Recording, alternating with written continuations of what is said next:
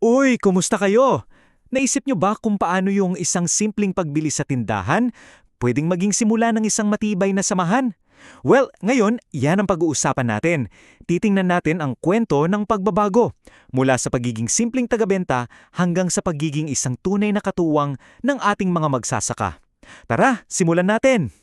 Itong mga salitang ito yung pinakapuso ng buong usapan natin. Kasi hindi lang to basta slogan, di ba? Isa itong misyon. Dito natin makikita yung paglalakbay mula sa pagiging simpleng nagbebenta lang papunta sa pagiging isang pinagkakatiwalaan, isang partner talaga ng mga magsasaka. Okay, so picture this. Isang ordinaryong araw sa isang agricultural supply store. Tapos, may papasok na magsasaka. Kitang-kita mo sa mukha niya, may problema siya. At naghahanap siya, hindi lang ng produkto, kundi ng tulong. O sige nga, ilagay mo yung sarili mo sa sitwasyon na yon. Nandiyan ka sa tindahan. Ito na yung tanong. Dito mismo sa moment na to, dito ka masusubukan.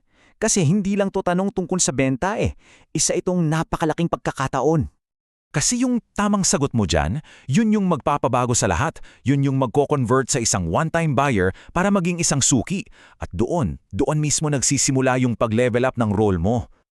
Ngayon, bago ka maging isang tunay na katuwang, may unang hakbang. At yan ay ang intindihin muna natin yung problema.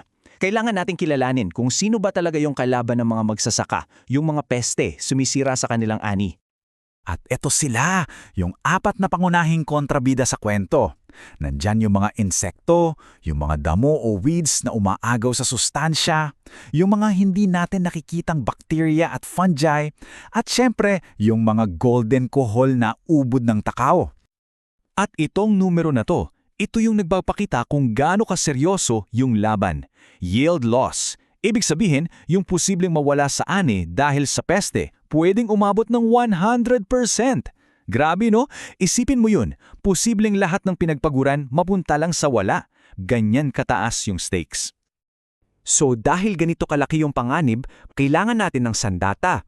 Pero alam nyo, ang pinakamabisang sandata ay kaalaman. Kaya ngayon, parang pag-aaralan natin yung lihim na wika ng pest control para makapagbigay tayo ng payo ng buong kumpiyansa. Okay, ito yung unang susi. Huwag ka masyadong tumingin sa brand name. Ang pinaka-importante, yung active ingredient o AI. Kasi ito yung mismong laman, yung sangkap na gumagana at pumapatay ng peste. Kahit 10 brand pa yan, kung pareho ang AI, halos pareho lang sila ng bisa. Next, mode of action or MOA. So kung yung AI yung bala, ang MOA naman yung paraan ng pag-atake. Ito yung battle strategy ng produkto. Paano ba niya tatalunin yung kalaban? Kasi hindi lahat pare-pareho, no? At heto yung tatlong pangunahing estilo. Una, yung contact. Parang suntok yan. Pagkadikit pa lang, tumba na yung peste. Pangalawa, ingested. Kailangan mo nang kainin ng peste yung halaman para tumalab. At yung pangatlo, yung systemic.